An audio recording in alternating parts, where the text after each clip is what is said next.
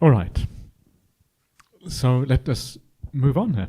So we have just looked at the idea of metta by body, and next thing, surprise, surprise, comes metta by speech. So, furthermore, a mendicant consistently treats the spiritual companion with verbal kindness.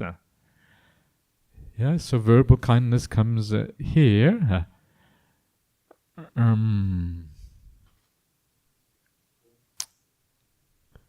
So it's kind of interesting that first comes kindness by body, then comes verbal kindness.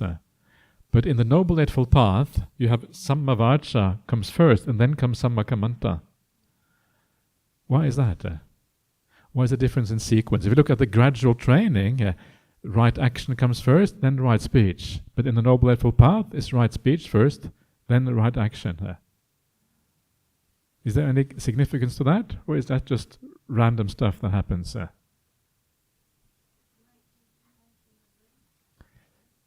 Thinking, sure, but this is speech and action.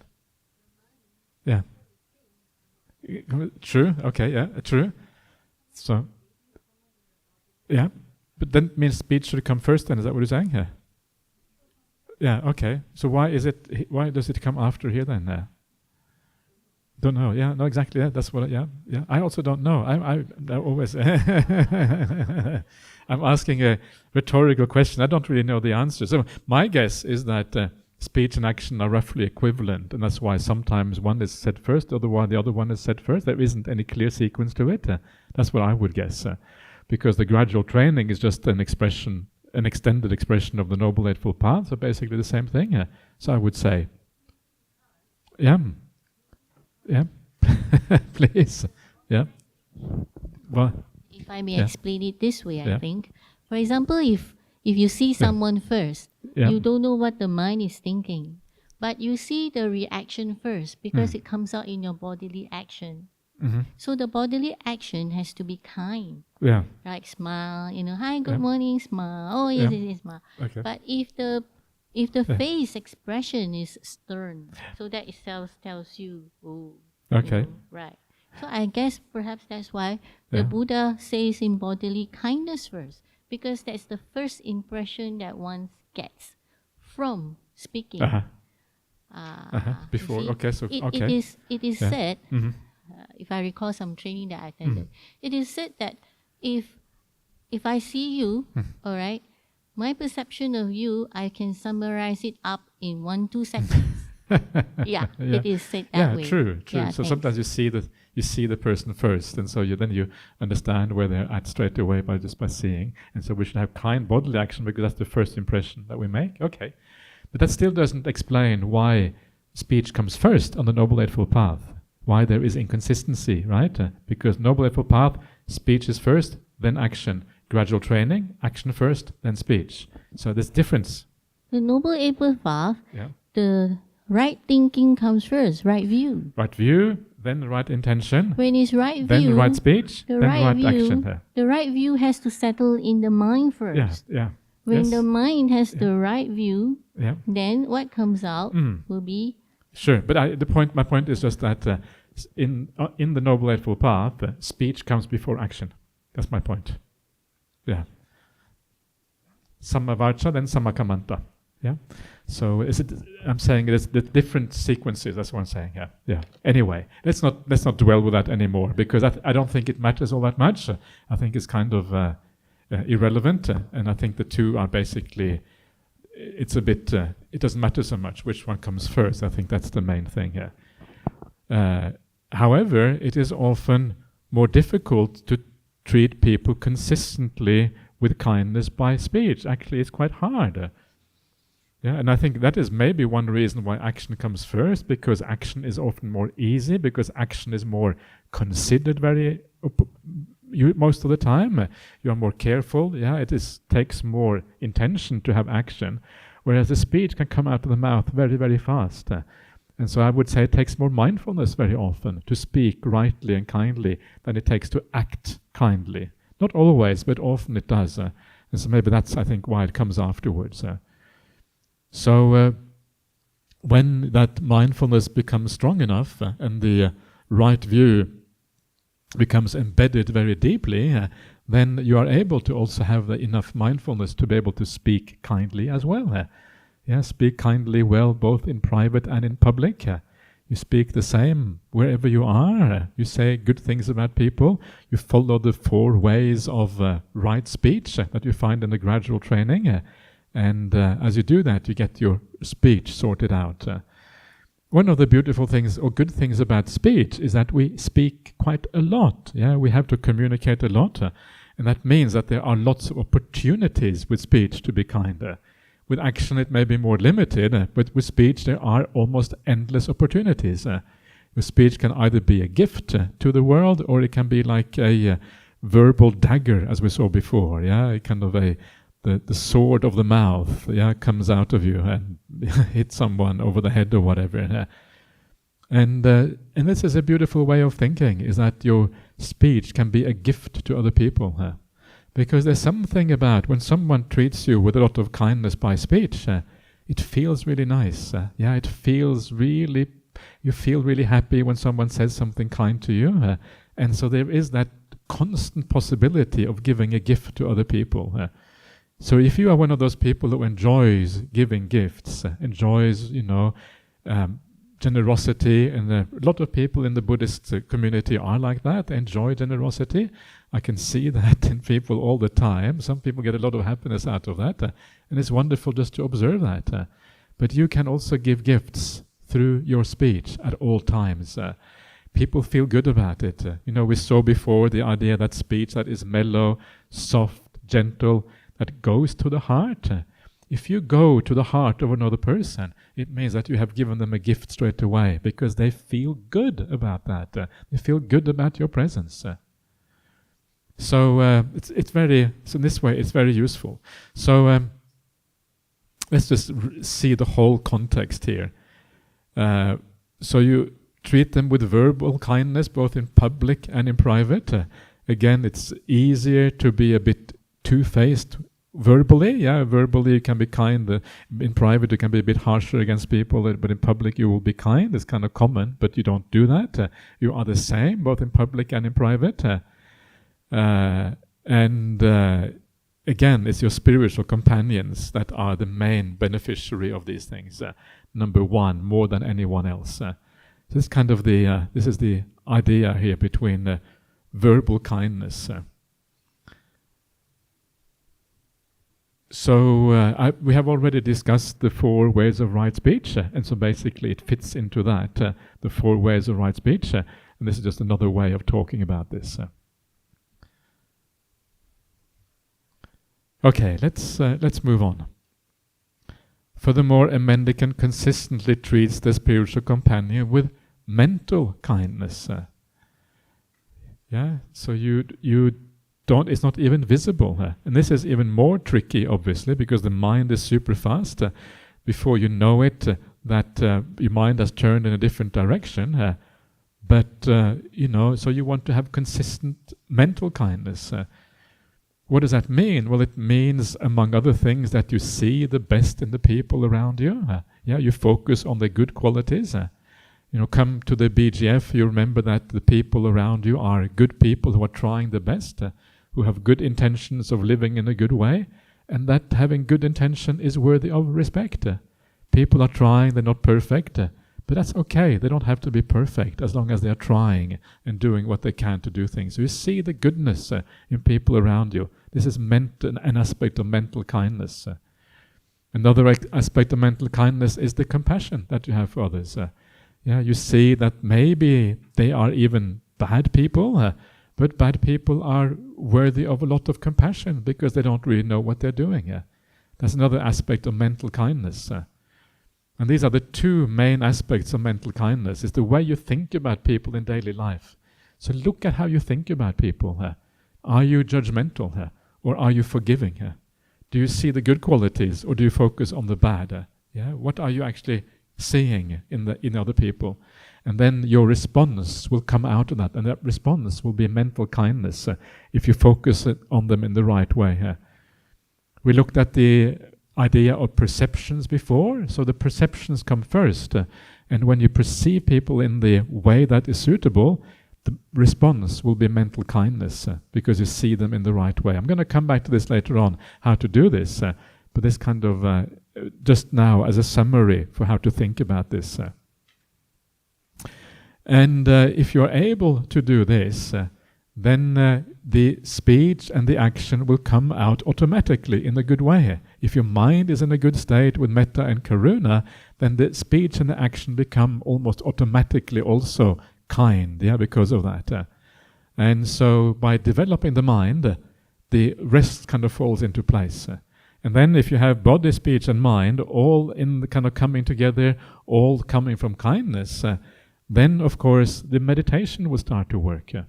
This is where the meditation becomes possible, because then your mind is already leaning in the right direction. And then when you sit down, you close your eyes and you say, may all beings be happy, actually you start feeling it. It starts to work, because your mind is already developed like that. And so this is the significance of getting the order right. Getting the order right is one of those fundamental things on the Buddhist path. We often begin at the wrong end. But what the Buddha says, this is one of those, again, very useful suttas to remember, is the Pangsudovaka Sutta, the earth, the one who washes out the earth remover sutta, basically. And there the Buddha says, if you want to get gold, you have to wash out the defilements in a certain sequence. First of all, you get rid of the most coarse defilements of the gold. Then you get out the kind of middling defilements, the sand. And eventually you wash off the kind of fine dust particles. And the final thing is you put them in the furnace to kind of burn off the whatever remains of defilements. And it's the same thing with us. To practice this path properly, you have to know the sequence of defilements. What are the really coarse things? And begin there. If you begin in the wrong end, it's never going to work. This is why many people, they sit down and they meditate, but actually they still haven't really purified the coarser conduct yet. Then it's impossible to purify your mind. This is a big issue with many meditators. They don't understand where they're going wrong. So know yourself. Know what your defilements are. Know where your problems are, right? Try to understand yourself. You need to be honest with yourself. Where am I failing? Where is it that I do not have sufficient metta? Do I really use every opportunity to be kind in body? Is my metta pure? Am I doing it with a vested interest? Am I expecting something in return? Or am I just giving? And this is kind of the thing. So you are very honest about your kindness. And that honesty will allow you then to kind of get rid of the coarser problems first, then move to the middling problems. The middling problems is what we're looking at now, the mental kindness. The coarser one is the verbal and bodily kindness. Then you go to the middling one. Then you go to the refined ones, which are overcome through meditation practice. So the spiritual path is quite demanding. You have to know how to tackle it in the right way, how to get the sequence correct. Otherwise, it's not going to work. So you come to mental kindness, thinking about people in the right way. And make sure to be able to have mental kindness, make sure you get enough sleep. Because if you don't get enough sleep, you're going to be grumpy. So many other parts of the path also kind of come together. Right? So many other aspects also have to fall into place, and then these things will actually work as a consequence. So these are the three ways of metta, body, speech and mind. Now I want to look at the three remaining of these good-hearted qualities. Simply, they are here and they are also important and inspiring. So we want to see those as well, to kind of complete this particular sutta. So let's have a look at the last three. Furthermore, a mendicant shares without reservation any material possessions they have gained by legitimate means, even the food placed in their alms bowl, using them in common with their ethical spiritual companions. So we had a look at this before, but this is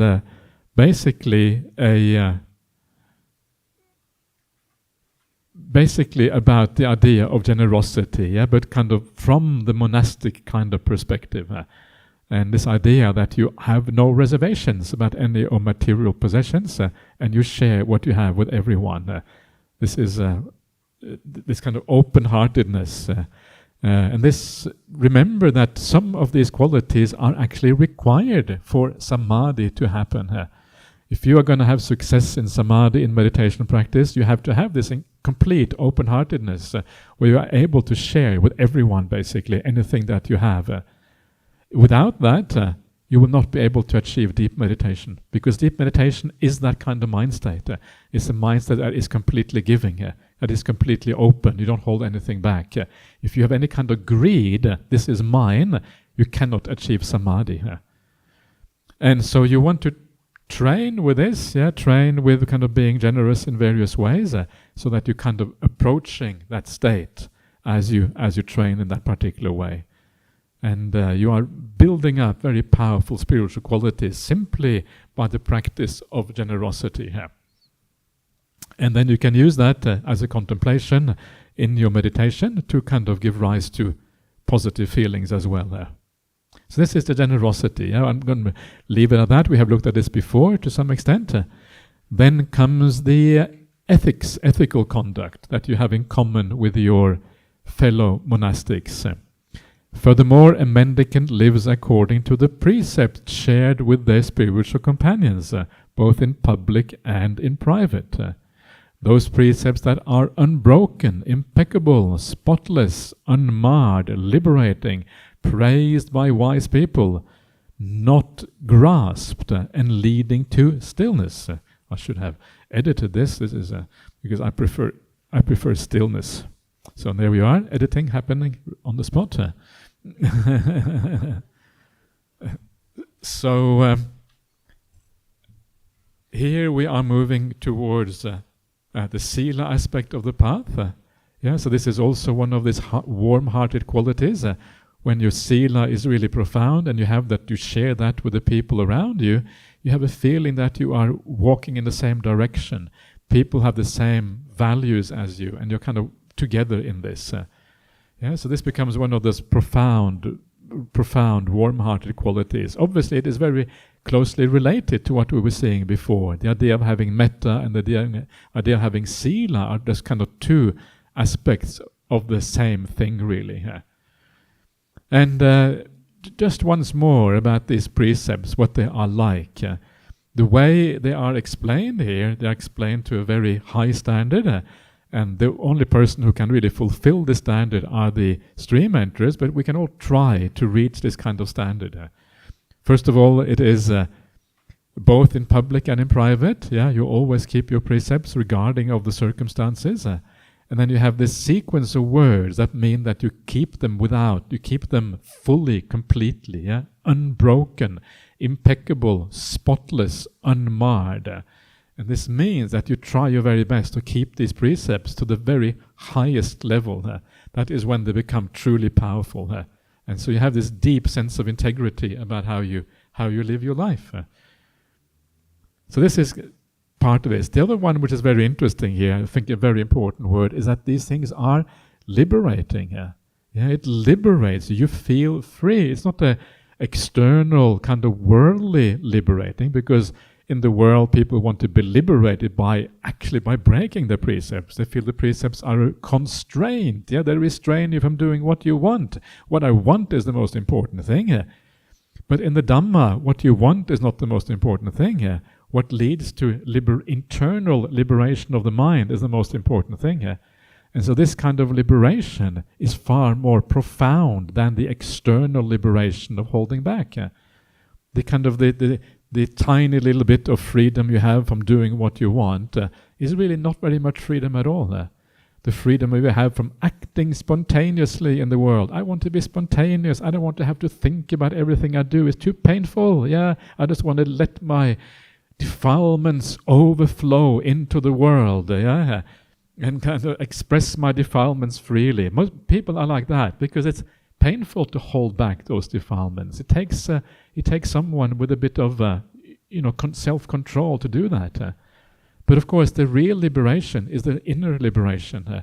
When the mind, when you take away, when you remove the defilements that actually oppress you inside, these things are oppressive. When you have ill will in the mind is actually in a yucky kind of state. It is the opposite of having kind of an expansive mind with beautiful qualities. And you are oppressed by that ill will.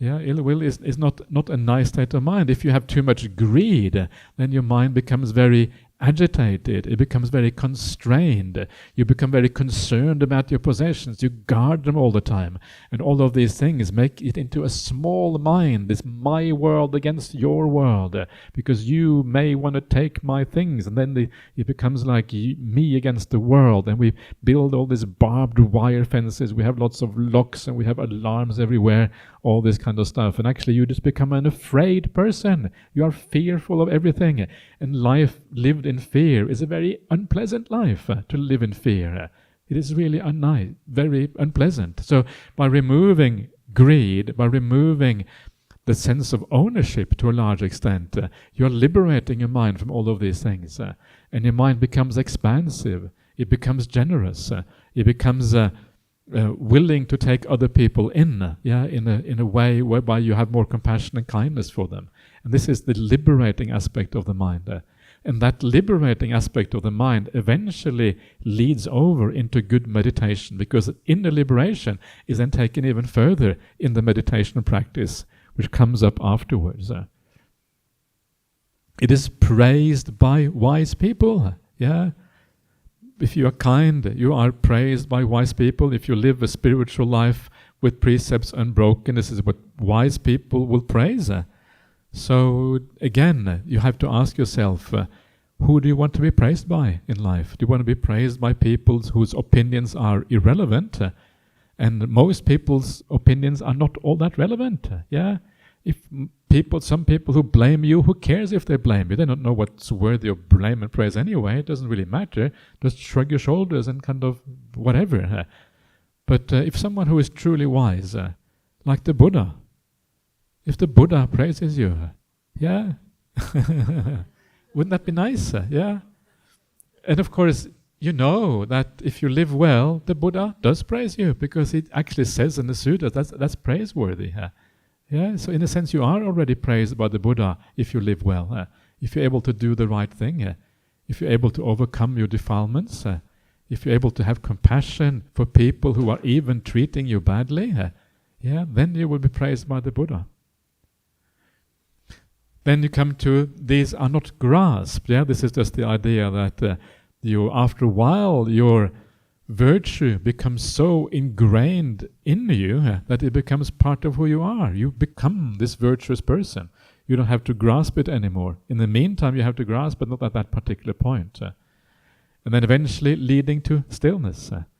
Virtue leads to stillness. Virtue leads to samadhi. It doesn't say meditation leads to samadhi. It says virtue leads to samadhi. Really? Isn't that interesting?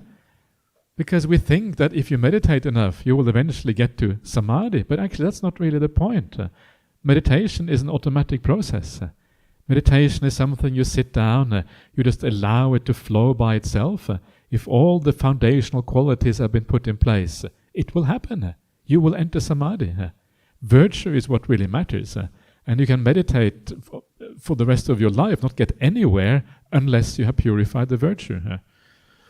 In the Satipatthana Samyutta, they talk about the foundation of Satipatthana. The foundations are always two things, and the foundations are sila, virtue, on the one hand, and right view on the other. Those are the two things that lead you to samadhi, and those are the two things you should look into if your mind is not getting stilled properly. You don't need to meditate more. You don't need to find the right way of meditation. You just haven't found the right way yet. Meditation is incredibly simple. Sit back and enjoy the peace. Watch the breath, do the metta practice, whatever, and it happens. Meditation is super simple.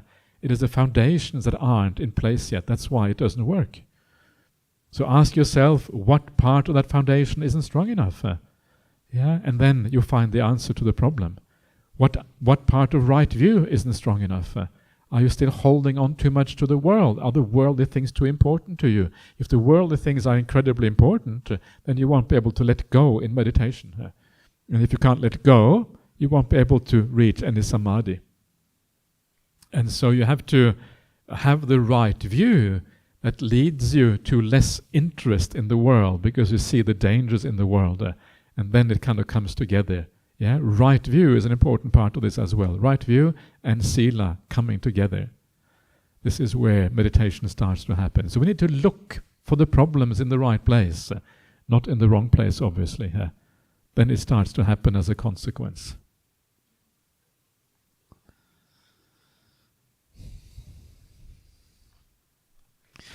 Okay, let's take another break. Yeah.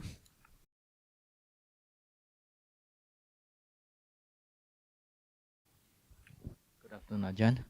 I think in one of the qualities, right, it says that mendicants share their belongings with their spiritual companion, and it qualifies it with ethical spiritual companion. So does that mean that if your spiritual, you find someone unethical, to say, I don't need to share my stuff. Have you checked, what does the Pali say? Have you checked the Pali? Silavantehi, Silavantasa brahmacharya or something like that. Silavantehi sabramacharyehi. Yeah, okay. Yeah. That's a good question, actually, isn't it? That's a nice question.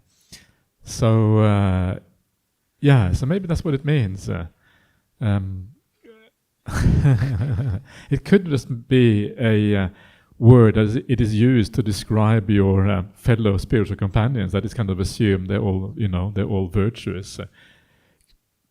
It could be that, or it could be that it is specifically that you're supposed to share it only with the ethical ones.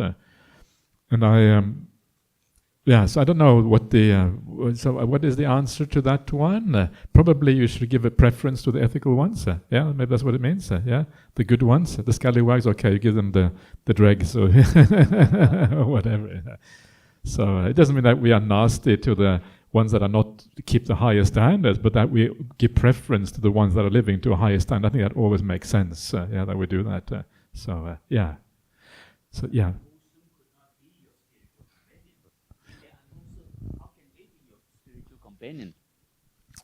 If they are unwholesome, how can they be your spiritual companion?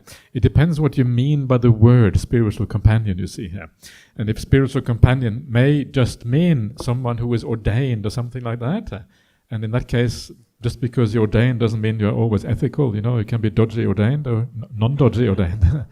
So it depends on the meaning of this. But I agree with you. If they are real spiritual companions, they will have good qualities, because that should be the meaning of that, right? So you have a point, Billy, I have to admit. So yes. So thank you.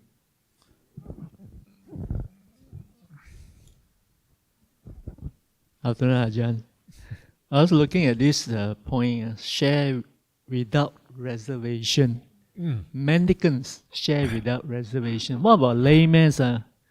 We laymen, I will share my things with my best friend. I can lend him my car, but somebody I don't know and come, hey, come share my car.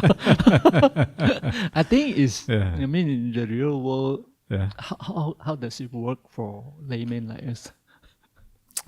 Is it marvelous that you share a car with your friend? I think that's great. Yeah, wonderful. Congratulations for doing that. That's best friend. Best friend. Okay.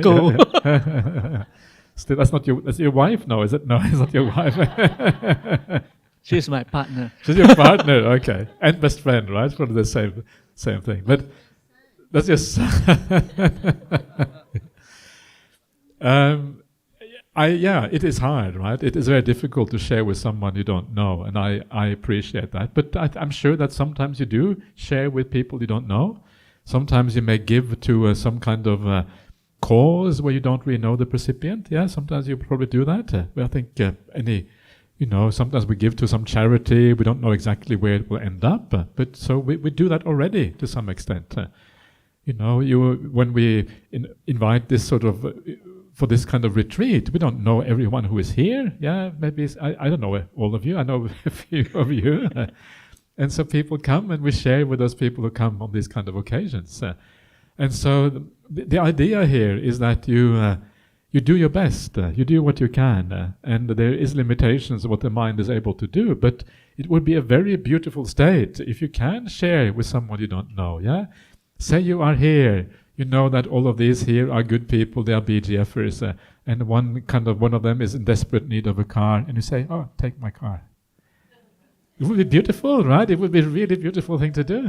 You can see why, and if your car gets crashed and damaged, you shrug your shoulders. Yeah, okay, that's what happens.